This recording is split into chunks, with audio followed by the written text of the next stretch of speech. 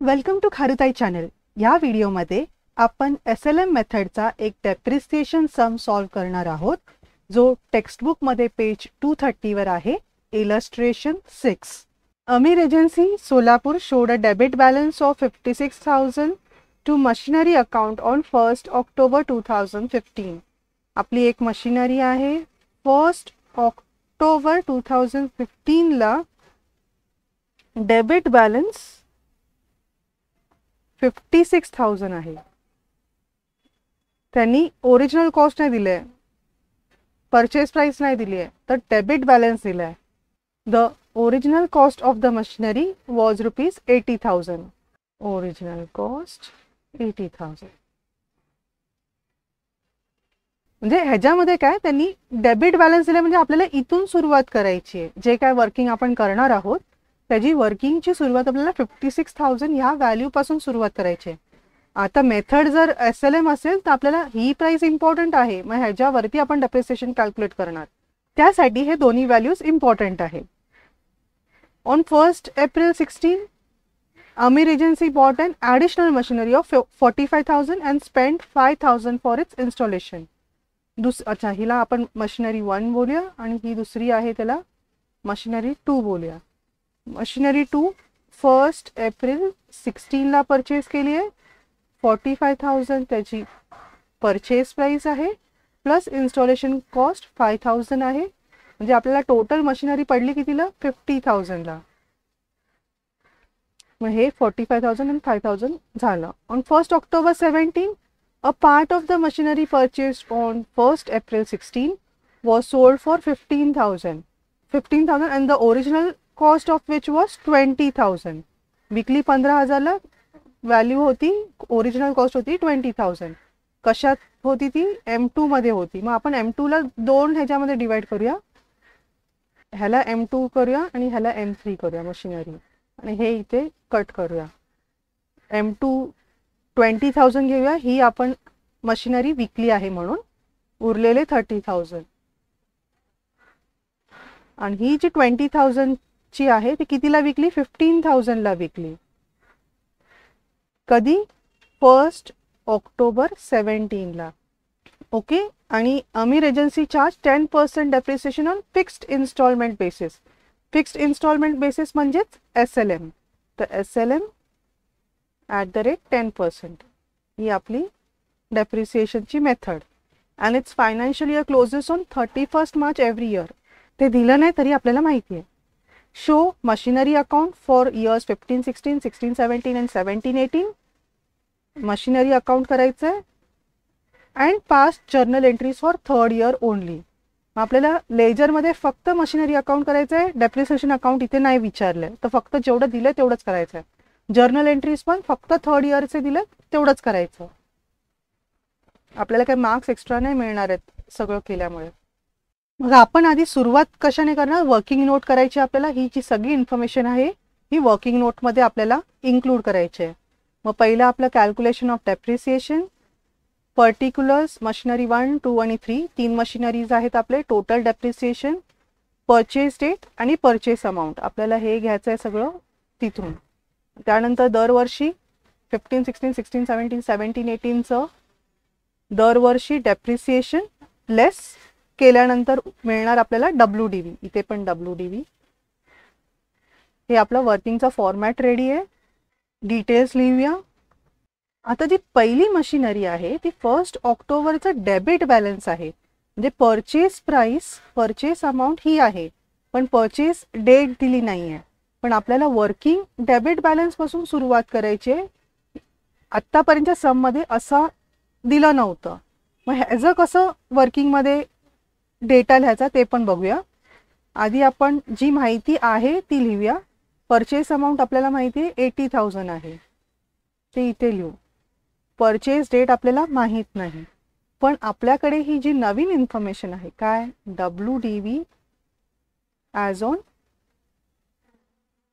1st October 15.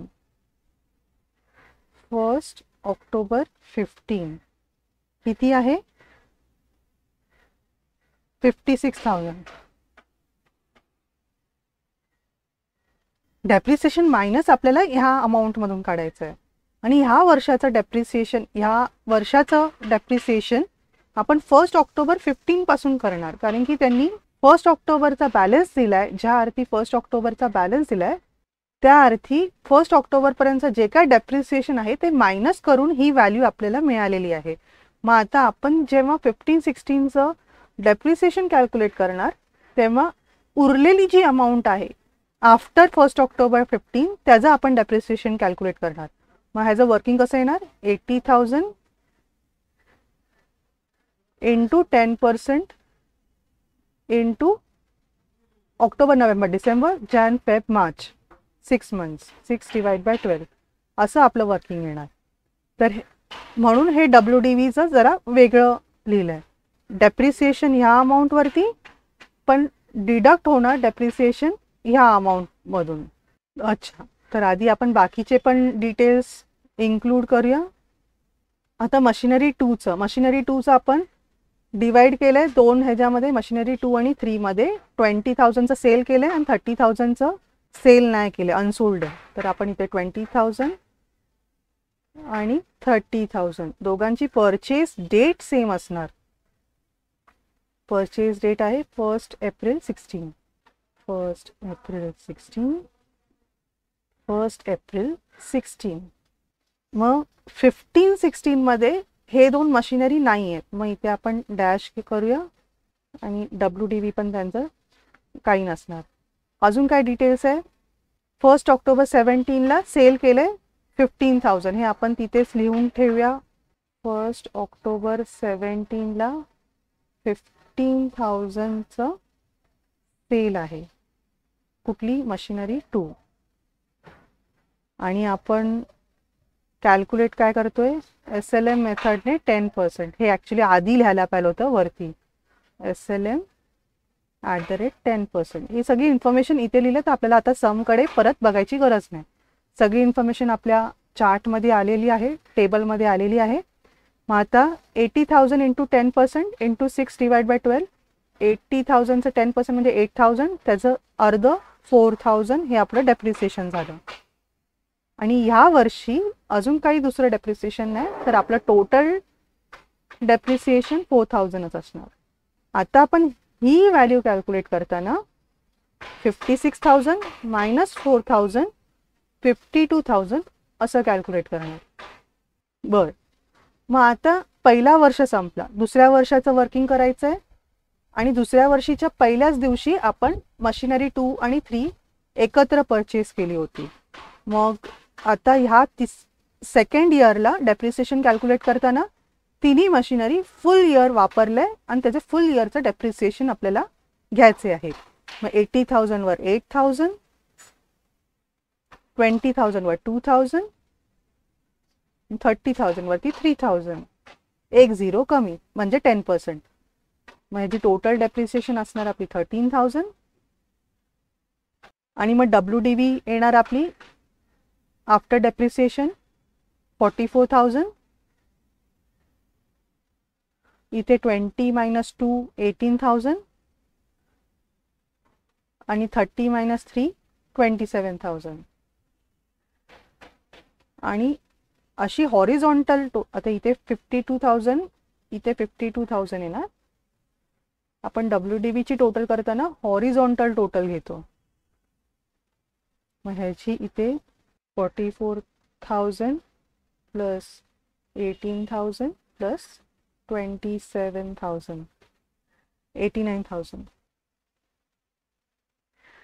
आणि आता तिसऱ्या वर्षी हे WDV झालं. आता तिसऱ्या वर्षी आपल्याला डेप्रिसिएशन कॅल्क्युलेट करायचं आहे, पण सेकंड मशिनरी 2 ही आपण सेल करतोय. कितीला, 15,000ला 1 ऑक्टोबरला. म्हणजे अर्धा वर्ष आपण वापरलंय. एप्रिल, मे, जून, जुलै, ऑगस्ट, सप्टेंबर 6 मंथ्स आपण वापरलंय. तर 6 मंथचं आपण ह्याचं डेप्रिसिएशन कॅल्क्युलेट करणार. बाकी 2 ॲसेट्सचं आपल्याला फुल इयरचं डेप्रिसिएशन घ्यायचं आहे. मग आपण इथे काय करणार, 20,000 इंटू 10% इंटू 6 डिवाइड बाय 12 असं ह्याचं वर्किंग येणार. आणि बाकी आपले इथे फुल इयर 8,000 आणि 3,000. मग हे 20,000 कॉस्टचं 10% 2000 आणि त्याचं अर्ध 1000. मग आपल्या इथे टोटल डेप्रिसिएशन 12,000. मग 44 - 8 36,000, 18 - 1 17,000 आणि 27 - 3 24,000. पण इथे आपण जेव्हा WDV ची टोटल करणार तेव्हा इयर एंडला 31 मार्चला हे बॅलन्स येणार, हे बॅलन्स येणार, पण हे सेल होतंय म्हणून ही बॅलन्स ह्या टोटलमध्ये येणार नाही. म्हणजे टोटल मग 36 + 24 60,000 हे आपलं क्लोजिंग WDV असणार. मग अशा पद्धतीने आपलं डेप्रिसिएशनचं कॅल्क्युलेशन झालेलं आहे. आता आपण जे मशिनरी 2 विकतोय त्याचा प्रॉफिट किंवा लॉस झाला असेल त्याचं कॅल्क्युलेशन करायचं आहे. Working note 2 calculation of profit or loss on sale of machinery 2. मग आपल्याला माहिती आहे 15,000ला आपण विकलंय. Sale amount 15,000 less WDV as on date of sale 17,000. मग सेल अमाऊंट WDV पेक्षा कमी आहे म्हणून आपल्याला लॉस झाला. आपल्याला WDV पेक्षा कमी अमाऊंट मिळाली आहे, बुक व्हॅल्यू पेक्षा कमी अमाऊंट मिळाली म्हणून आपला लॉस झाला आहे. मग अशा पद्धतीने आपलं वर्किंग नोट 1 आणि वर्किंग नोट 2 रेडी आहे. आता या वर्किंगच्या बेसिसवरती आपल्याला सममध्ये काय दिलंय, मशिनरी अकाउंट आणि जर्नल एंट्रीज. जर्नल एंट्रीज फक्त 3rd इयरसाठी हे आपल्याला करायचं आहे. मग आता इथे आपण जर्नलचा फॉर्मॅट घेतला 3rd इयर ओनली, अमीर एजन्सी सोलापूर आणि मशिनरी अकाउंट. मग इथे 3rd इयर पासून आपण पास करूया. आधी 1st आणि 2nd इयरचे आपण पोस्टिंग करूया. कॅल्क्युलेशनमध्ये 1st इयरला हा जो मेन पॉईंट आहे, वेगळा पॉईंट आहे ह्या समचा. आपल्याला ओपनिंग बॅलन्स 1 ऑक्टोबर 15चा दिलाय, तिथून आपल्याला सुरुवात करायची आहे.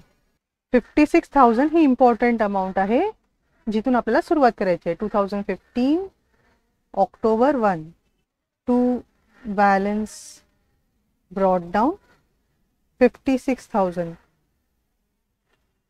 हे असं लक्षात ठेवायचं आहे ह्या समचं युनिकनेस.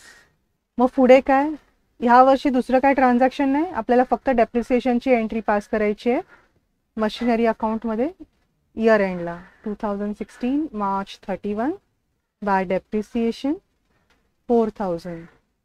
मग डेप्रिसिएशन अकाउंट असतं तर आपण ट्रान्सफर एंट्री पण मारली असती, पण इथे आपण फक्त 4,000चं डेप्रिसिएशनचीच एंट्री पास करणार. मशिनरीमध्ये फक्त तेवढाच इफेक्ट येतो.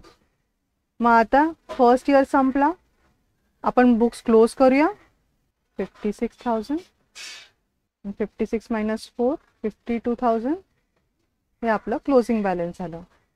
तेच आपण कॅरी फॉरवर्ड करणार नेक्स्ट डेला 2016 April 1 to balance brought down 52,000 जे आपल्या वर्किंग बरोबर मॅच होत आहे. तर 2nd इयरमध्ये काय झालं, 2nd इयरमध्ये मशीन 2 आणि मशीन 3 आपण एकत्र परचेस केली होती 50,000ची. तर त्याची परचेसची एंट्री येणार आणि त्याच्यानंतर हे डेप्रिसिएशन जे चार्ज केले तिन्ही मशीनवरती 13,000ची ह्याची एक एंट्री येणार. तर आधी आपण एक परचेसची एंट्री मारूया 1 एप्रिल 2016ला. 1 एप्रिलला टू बँक अकाउंट 50,000 आणि मग दुसरं काही ट्रान्झॅक्शन नाही. आता आपण हे 13,000ची डेप्रिसिएशन एंट्री पास करूया 2017 मार्च 31 बाय डेप्रिसिएशन अकाउंट 13,000. मग इयर एंड एंट्रीज आपल्या मशिनरी अकाउंटमध्ये येत नाही, तर मग आपले पोस्टिंग सगळे झालेले आहेत. मग आपण बॅलन्सिंग करूया, बुक्स क्लोज करूया 102,000 1,02,000 आणि मग बॅलन्स क्लोज डाऊन किती 1,02,000 मायनस 13,000 आणि आपण नेक्स्ट डेला कॅरी फॉरवर्ड करणार 2017 April 1 to balance brought down 89,000.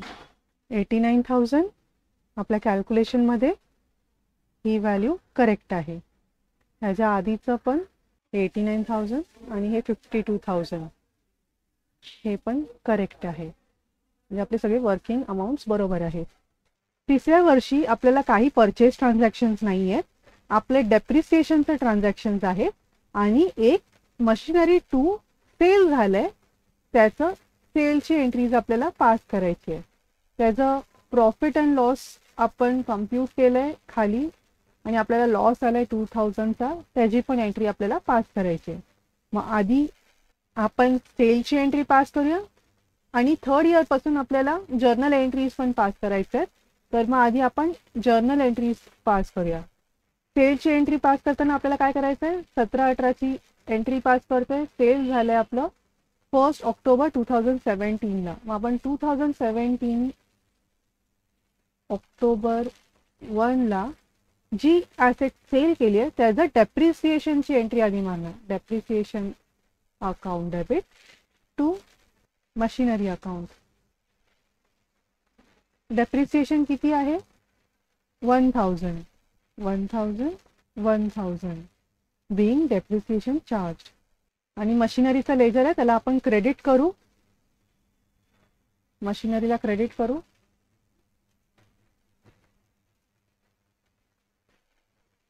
Bye depreciation account 1000. मग येणार आपली सेलची एंट्री. सेलची एंट्रीमध्ये 17,000चं ॲसेट बिझनेसमधून बाहेर जात आहे त्याला आपण क्रेडिट करणार आणि पैसे आत येत आहेत त्याला आपण डेबिट करणार. आणि लॉसेस हे डेबिट एक्सपेन्सेस अँड लॉसेस प्रमाणे आपण त्याला डेबिट करणार. मग आपले 2 डेबिट आणि 1 क्रेडिटची एंट्री आहे. बँक अकाउंट डेबिट, पैसे आले 15,000. 2000चा loss debit, loss on sale of asset to machinery account. 17,000ची मशिनरी बिझनेसमधून कमी झाली. मग आता मशिनरी अकाउंटला आपल्याला हा क्रेडिट इफेक्ट द्यायचा आहे. मग आपण क्रेडिट साईडला मशिनरीच्या सेम डेटला बाय बँक अकाउंट 15,000 आणि by loss on sale of asset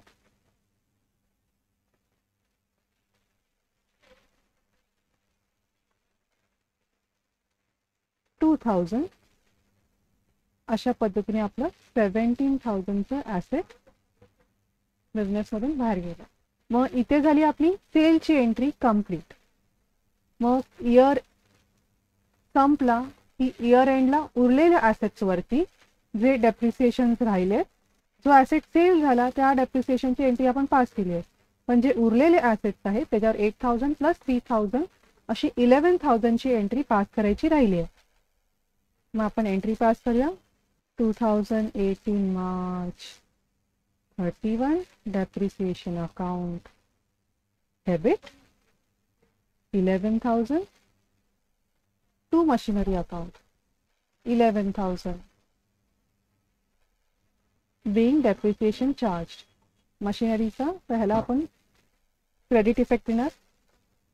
2018 March 31 bye depreciation 11,000 असं आपण मशिनरी अकाउंटला क्रेडिट करणार. मग आता सगळे ट्रान्झॅक्शन्सचे एंट्री झाले. आता जे नॉमिनल अकाउंट्स आहेत ते आपल्याला ट्रान्सफर करायचे P&L अकाउंटमध्ये. आता आपल्याला आपले बुक्स क्लोज करायचे आहेत म्हणून. मग आपण नॉमिनल अकाउंट कुठले कुठले आहेत, एक आहे आपला डेप्रिसिएशन अकाउंट आणि एक आहे loss on sale of machinery account. डेप्रिसिएशनचे अकाउंट टोटल काय असणार आहे, 1,000 प्लस 11,000 दोन्ही मिळून जी 12,000ची टोटल आहे इयरची, ती आपल्याला P&L मध्ये ट्रान्सफर करायची, त्याची एंट्री पास करायची. आणि लॉस ऑन सेल ऑफ मशिनरीची 2,000ची एंट्री पास करायची. मग आधी आपण एंट्री पास करूया. 31ला डेप्रिसिएशन डेबिट करतो म्हणून P&L अकाउंट डेबिट करायचं. ट्रान्सफर करताना अमाऊंट आहे 12,000 टू डेप्रिसिएशन अकाउंट. अशा पद्धतीने आपलं डेप्रिसिएशन अकाउंट क्लोज होणार.